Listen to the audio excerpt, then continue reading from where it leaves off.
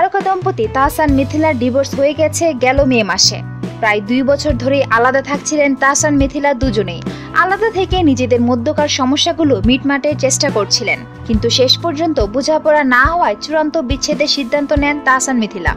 এবছরের মে মাসে তাহসান মিথিলার প্রায় 11 বছরের সংসারের আনুষ্ঠানিক সমাপ্তি হয়েছে। এ বিষয়ে মিথিলা বলেন, এই ঘটনাটি সবাইকে জানানোর জন্য আমরা দুজনেই আরো একটু সময় নিতে চেয়েছিলাম, কারণ এত বড় কষ্টের খবর সবাইকে জানানোর জন্য মানসিকভাবে আমাদের প্রস্তুতি ছিল না। বিচ্ছেদের প্রসঙ্গে মিথিলা বলেন, একটি ইস্যু নিয়েই তো আর কখনো বিচ্ছেদ হয় না। বাংলাদেশের সামাজিক প্রেক্ষাপটে একজন মেয়ের জন্য বিবাহ বিচ্ছেদের সিদ্ধান্ত নেওয়াটা এতটা সহজ নয়, কিন্তু একটা সময় আমাকে মেনে নিতে হয়েছে, এটাই বাস্তবতা।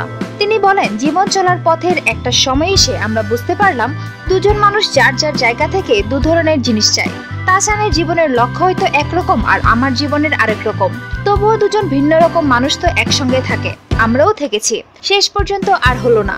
আমাদের যখন বিয়ে হয় তখন আমাদের দুজনেরই বয়স ছিল কম। মিথিলা আরও বলেন, আমাদের ক্যারিয়ারও একসঙ্গে গড়ে উঠেছে, এমন না যে কেউ কারো আগে বা পরে এসেছি। সেসব দিক থেকে আমাদের মধ্যে কোনো ঝামেলা ছিল না, কিন্তু একটা সময় এসে মনে হচ্ছিল 11 বছর আগের একজন মানুষ আর পরের একজন মানুষ এক থাকে না, অনেক পরিবর্তন দেখা যায়। তাই বিচ্ছেদের মতো কঠিন সিদ্ধান্ত নিতে বাধ্য হতে হয়েছে। ঢাকা বিশ্ববিদ্যালয়ে পড়াকালে কণ্ঠশিল্পী হিসাবে পরিচিত হয়ে ওঠেন মেধাবী ছাত্র তাহসান। সেই সময় মিথিলার সঙ্গে পরিচয়। এরপর তাহসানের মনের ঘরে বাধা পড়েন মিথিলা। 2006 সালের 3 আগস্ট একসুতোয় বাধা পড়েন তাহসান মিথিলার জীবন।